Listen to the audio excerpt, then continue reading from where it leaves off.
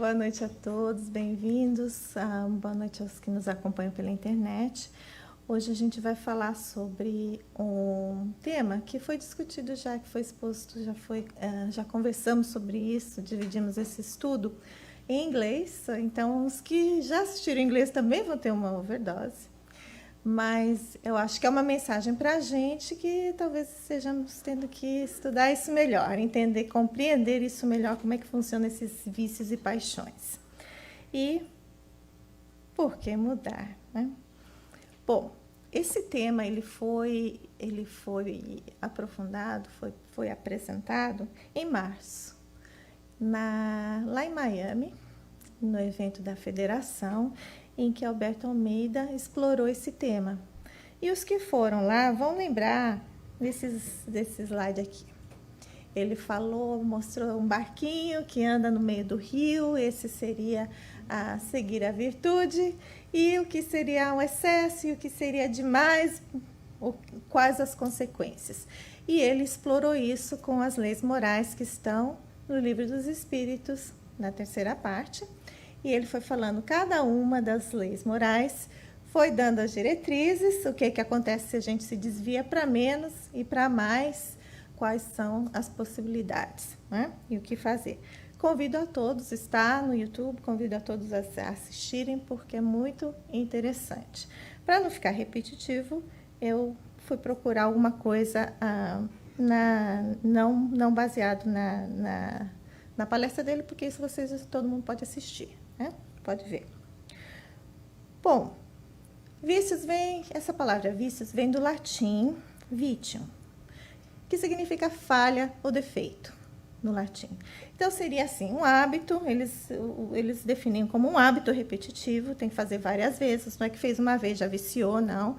Tem que fazer várias vezes, continuar repetindo, mas que esse ato vai causar uma degeneração ou algum prejuízo à pessoa que está praticando esse ato, ao viciado, e aquelas que estão à sua volta, as pessoas que estão à sua volta, né? Pode ser uma dependência em relação ao consumo de certas substâncias, que é o que a gente está mais acostumado, não é? O vício ao cigarro, o vício ao álcool, o vício às drogas, o vício ao jogo e prática de atos prejudiciais ou moralmente censuráveis. E aí tem vários, né? Mas a gente pode começar aqui com uma atitude que a gente pode ter um vício de responder a tudo com muita raiva, com muita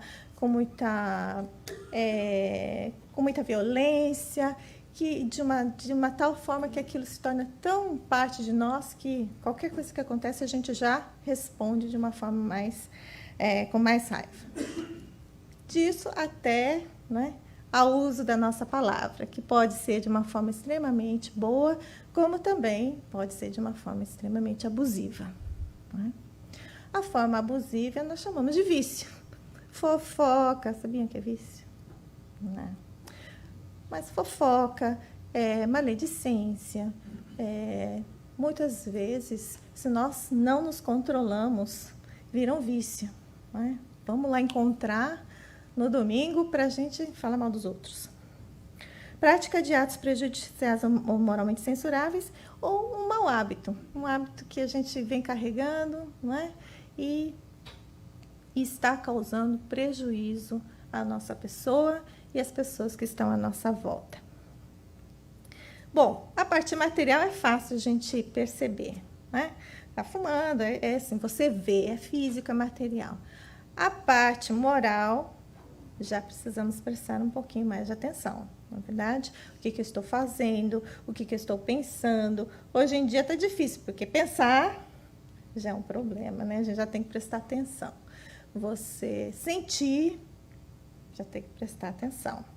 Então, a vida está começando a ficar mais complexa para os espíritos que se veem como espíritos imortais, né?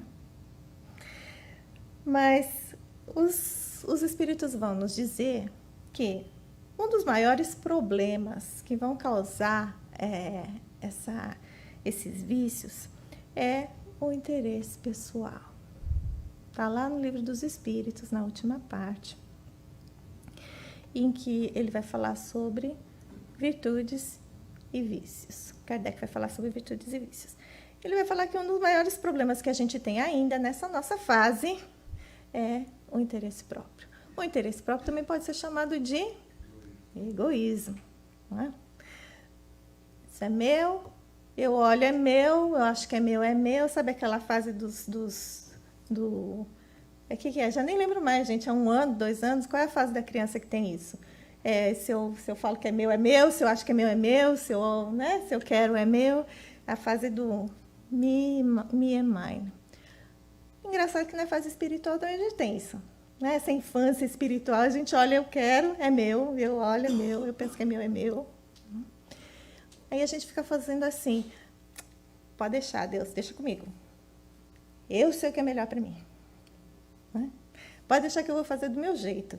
E aí a gente dá aquelas quedinhas, dá aqueles tombos na vida que eu falo, opa, talvez não seja bem assim, na verdade.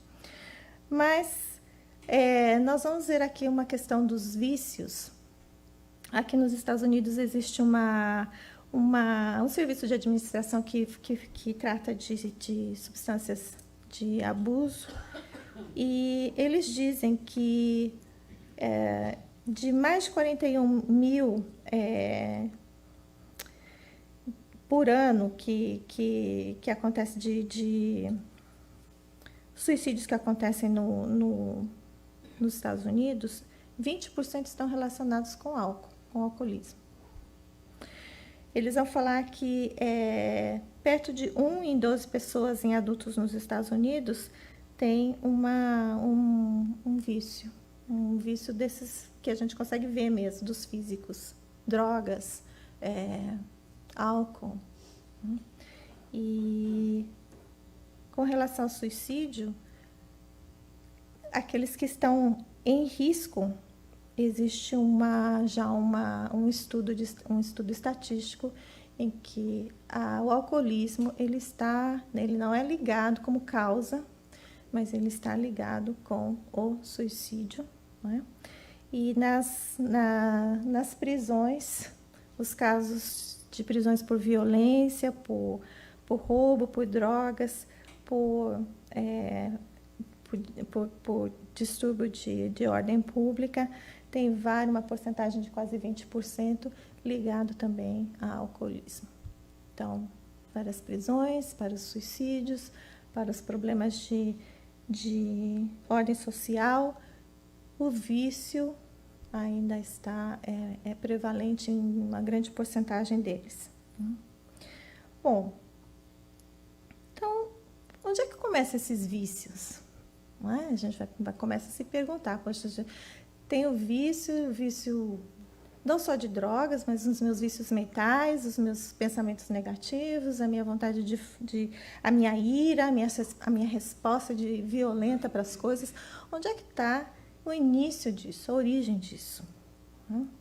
Bom, se a gente for lá no livro dos Espíritos, os Espíritos vão dizer para a gente que nós somos espíritos, somos os seres inteligentes da criação. Bom, se nós somos inteligentes, nós podemos pensar, nós podemos questionar, nós podemos chegar a conclusões, não é verdade? Só que nós somos criados simples e ignorantes. E aí vem um problema, né? Se eu não sei nada, eu sou ignorante no sentido de não saber. Não sei nada, como é que eu vou aprender? Vou aprendendo por experiências. E o ser humano aprende por erro e acerto. Né? Só que a gente começa ali no iniciozinho simples e ignorante, não sei nada, as minhas escolhas são extremamente limitadas. Vocês concordam? Um bebê, quando nasce, ele não consegue se movimentar, né? Ele não consegue se comunicar, a não ser que seja chorando.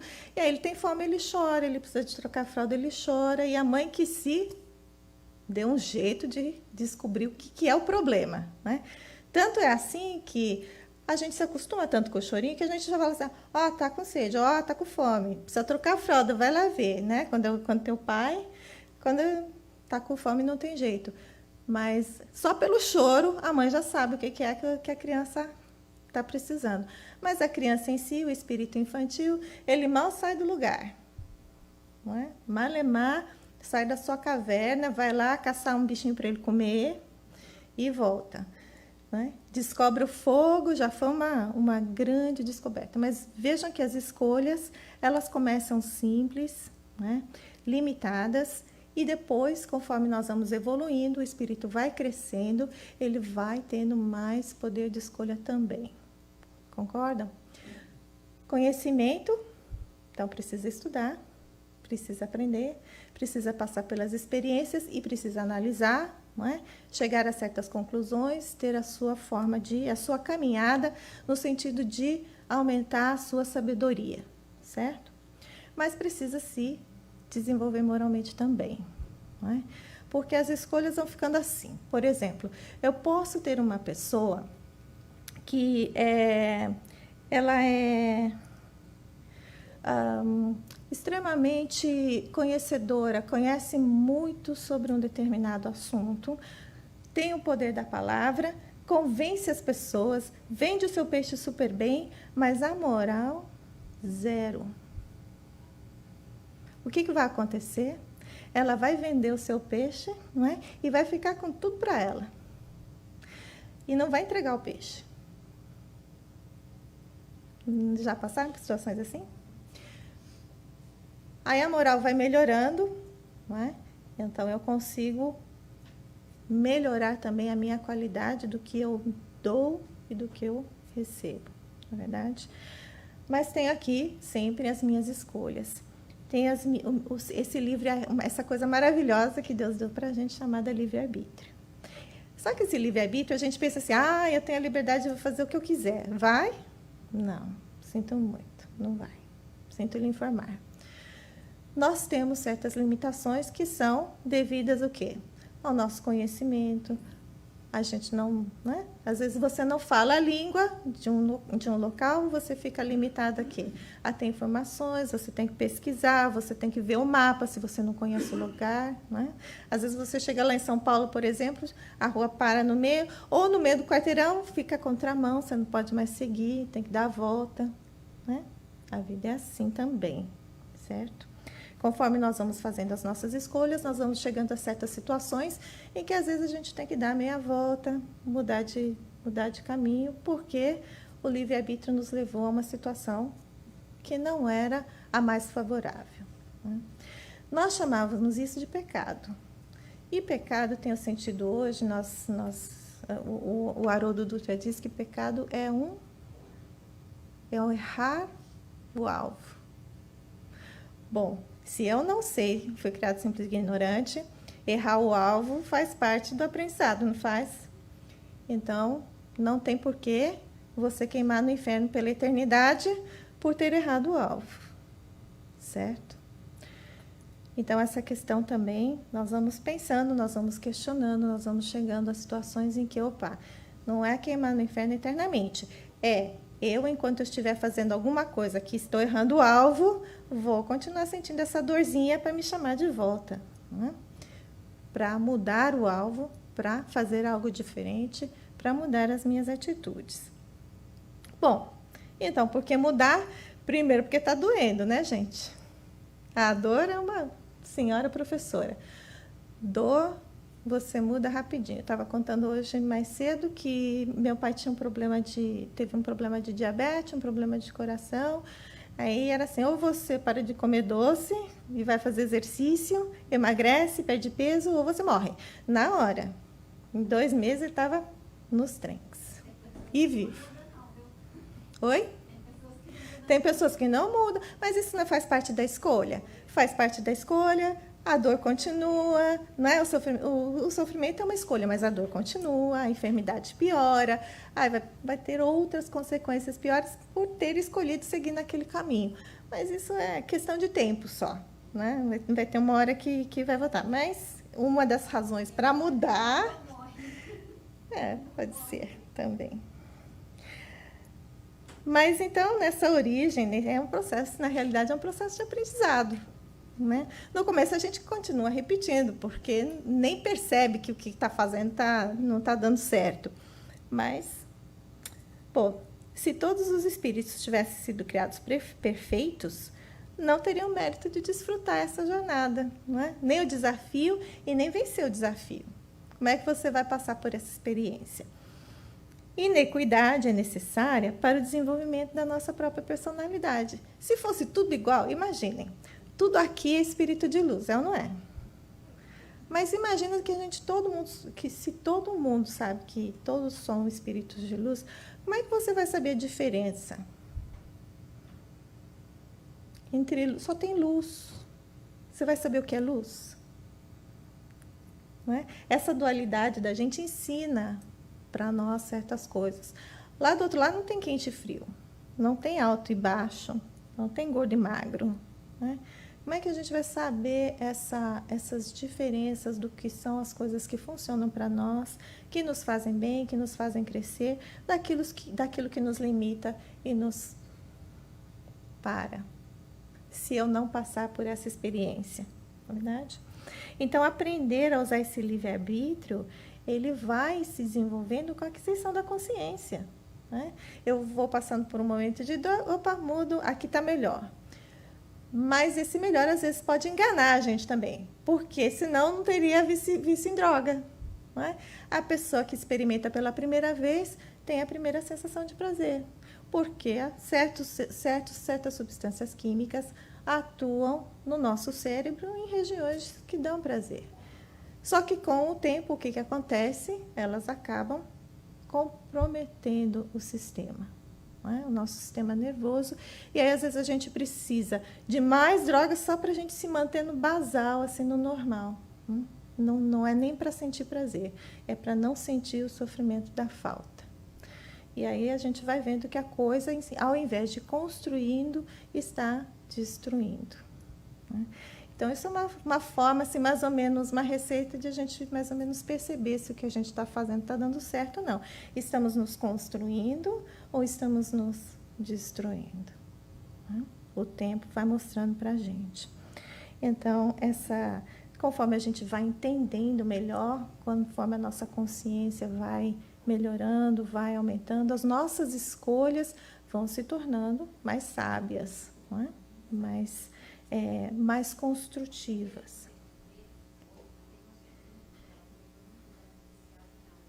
Eu só vou repetir aqui para o pessoal, porque está gravando e para eles entenderem o que você está falando. Então, você está falando que você tem uma sobrinha que era viciada, que tinha problema do alcoolismo.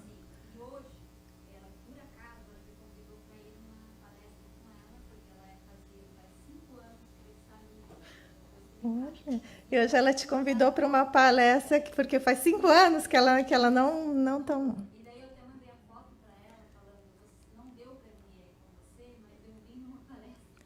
Parece que foi incrível, exatamente falando sobre sua vida, né? Uhum. Foi incrível isso. E que agora você está numa palestra que está falando exatamente sobre vício. Não existe coincidências, não existe acaso. Tudo está bem programado. Alguma coisa você tinha que participar, não é? E talvez até dividir conosco a sua experiência, que é muito bom. Ótimo, ótimo. Que dê o nosso parabéns para ela, que ela se fortaleça nesse caminho. Que bonito. Bom, é um caminho que ela encontrou, não é?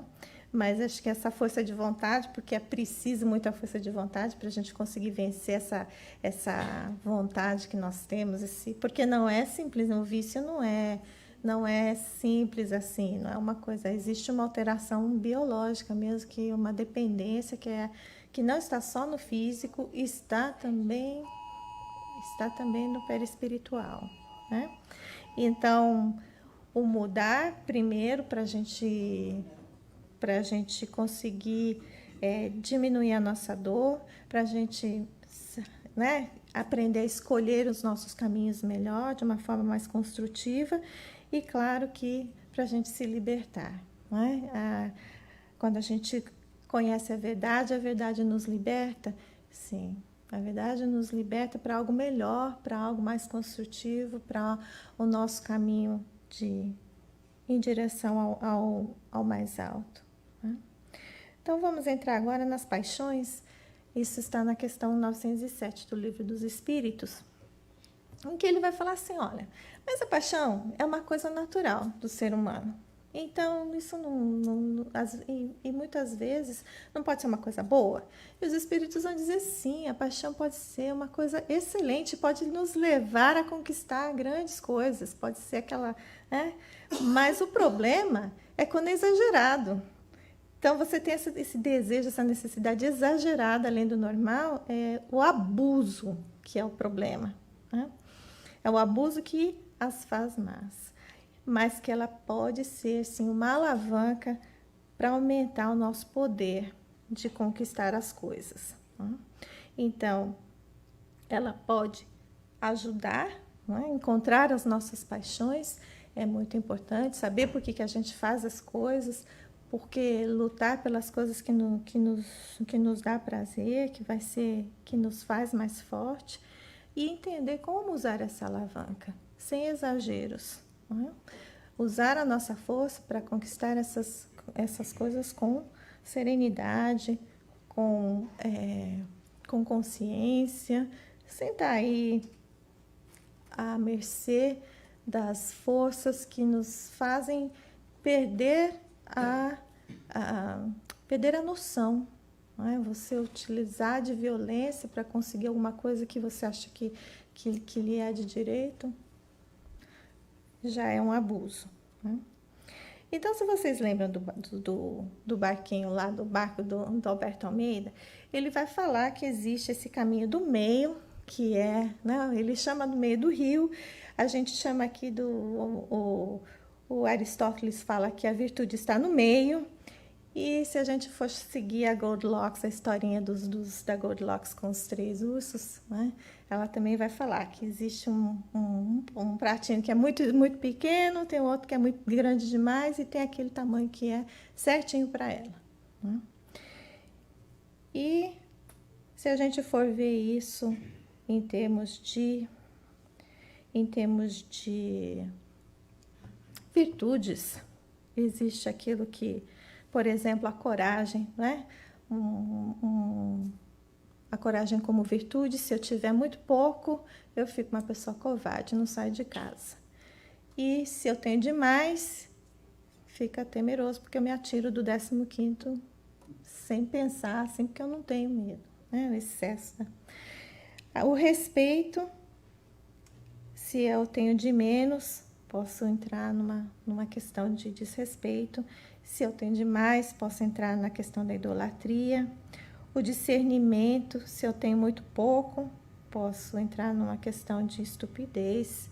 Se eu tenho demais, eu começo a julgar as pessoas, né? O amor, se eu tenho de menos, me torno uma pessoa egoísta. Se o excesso desse amor pode me tornar uma pessoa extremamente permissiva, deixando que os outros façam aquilo que queiram sem dar limites, né? Eu falei aqui, quando eu falei do inglês, eu falei que eu, como mãe, eu entendo muito bem os pais que às vezes permitem demais, né? Porque não querem ferir os filhos, não querem que os filhos se machuquem, não querem que os filhos sofram, e às vezes permitem em excesso uma atitude que talvez no futuro não vá trazer não vai ser construtivo para os nossos filhos, né? Criando situações em que eles não conseguem lidar com a dor, não conseguem lidar com o não, e aí por aí vai. Então, seres humanos podem vencer suas más tendências? Kardec perguntou isso para os espíritos. Aí eles falam assim, só que a pergunta não foi assim, se o ser humano pode vencer. Ele fala assim, sempre o ser humano sempre consegue vencer suas más tendências? Resposta, sim. E muitas vezes com pouco esforço. Aí eles pegaram pesado, viu? Muitas vezes com pouco esforço, o que falta para a gente é vontade, né? Aí entra lá a questão 909. Tá bom, tudo bem, já entendi. E como é que eu faço para melhorar? Aí os espíritos vão dizer para a gente, conhece-te a ti mesmo, não é? Bom, esse conhece-te a ti mesmo não é tão simples assim, não? A gente pensa assim, então eu vou todo dia olhar, vou me olhar no espelho, vou ver direitinho o que eu estou pensando. não é? Porque a gente tem que olhar no espelho da alma, não é verdade? O que eu estou sentindo? Será que o que eu estou sentindo é realmente construtivo? Será que o que eu estou sentindo realmente faz bem para todo mundo? Ou é só para mim?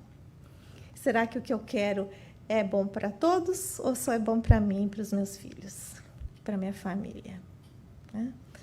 Então, eu tenho que começar a me questionar. Mas, assim, pensando nessa questão do equilíbrio, porque a gente veio vendo essa coisa da questão do meio, de estar no certinho, de estar na medida certa, sem falta e sem exagero. Um exemplo muito grande que nós temos é em nosso próprio corpo, não é? Que a gente não conhece tão bem assim. E para esse corpo conseguir se manter em equilíbrio, nós temos em torno de quê? 50 a 70 trilhões de células no corpo. Imagina que você tem uma inteligência que mantém todos esses trilhões de células coordenadas, juntas, não saem passeando por aí, né? Cada uma fazendo aquilo que ela foi feita para fazer. Trilhões vezes, não sei quantos milhões de reações químicas que acontecem a todo momento, a todo segundo, para esse corpo se manter em equilíbrio. Você sabe que você está sentado? Ou se você está de pé? Sabe, você tem sensores no seu corpo que te dizem. Quem tem labirintite não tem ideia, não é? Quem nunca teve labirintite na vida não tem ideia do sofrimento que é você estar com aquela coisa dançando o tempo inteiro, não é, Estelinha? Você está com febre? O seu corpo dá um jeito de descobrir, de manter a sua temperatura, porque se subir demais, desnatura todas as proteínas, você morre. Entra em convulsão. Não é esse o grande problema das crianças que estão com febre? Mas também, se você nunca tem contato com nenhuma bactéria, seu sistema imunitário não vai para frente. Você fica lá na bolha e não se desenvolve. Não consegue sair de casa. Então, vejam, a sua pressão sanguínea. Você está preocupado se está, como é que está? Se está baixo, se está alto? O seu corpo está se regulando. Não é? O seu coração bate quantas vezes por minuto? Multiplica isso pelos anos que você vive. Sem nunca precisar parar para trocar o óleo, para trocar uma peça. Às vezes a gente precisa de uma cirurgia. Se a gente extrapola muito, precisa de uma cirurgiazinha. Mas, no normal, trabalha o tempo inteiro, né? E está aí se autorregulando. As nossas células no sangue estão se autorregulando todo o tempo. E outra coisa interessante, todas essas células estão se repondo. A cada 7, 10 anos a gente tem um corpo todinho novo. E por que envelhece, então, a criatura? Por que não faz tudo igualzinho, né? Não. E a memória, então, gente? Mas nesse processo, veja, só nesse processo, quanta coisa que a gente não sabe de nós mesmos? Só nisso aqui no corpite. Imagina o que está por trás no pensamento e na alma. Né? Temos uma caminhada longa, viu? Bom, aí conforme a gente vai... Por que a gente vai mudar essas paixões, né? Conforme a gente vai evoluindo, nós vamos aprendendo mais, nós vamos aprendendo a amar mais, né? E, com certeza, a quem muito é dado, muito será pedido. Não se esqueçam disso, tá? Então, se a vida está ficando complicada, é porque você está ficando melhor, é porque você está ficando mais forte, é porque você está sendo mais capaz, você está evoluindo, né? Quem não evolui não vai sair do basal. Mas vai ser exigido de nós melhores escolhas, mais virtude, né? Mais virtuosidade, mais do que é novo, nosso novo homem, como Paulo dizia, né? Aquele que quer fazer o bem, mas continua fazendo mal. Pois é, faz parte. Até fez parte de Paulo também, que dirá de nós. Né? Mas vai ser exigido mais mudanças nossas para melhor, para nos melhorarmos. Né? E nesse momento a gente vai entendendo, conforme as coisas vão se tornando, a vida vai se tornando mais complexa, mas menos dolorosa, mais feliz. não é? Porque a gente vai vendo que vai dando conta de lidar com situações que antes a gente se quebrava, se desmanchava, chorava, se descabelava, e hoje é a vida acontecendo, não é? Nós estamos nos fortalecendo no caminho. E conforme a gente vai servindo, não é? Fazendo a nossa obra, trabalhando a nossa obra, nós vamos recebendo de acordo com ela. Assim foi dito para a gente, não é? Então, conforme a gente constrói, quanto mais a gente constrói, mais material vai ser dado para a gente em nossas mãos, para a gente conseguir fazer mais, produzir mais, servir mais, né? Quanto mais a gente serve, Chico é um grande exemplo disso, quanto que esse homem não fez, não serviu, e quanto também ele deve ter recebido de luz no caminho, né? Então, era isso, gente, era isso que eu queria dividir com vocês. Muita paz.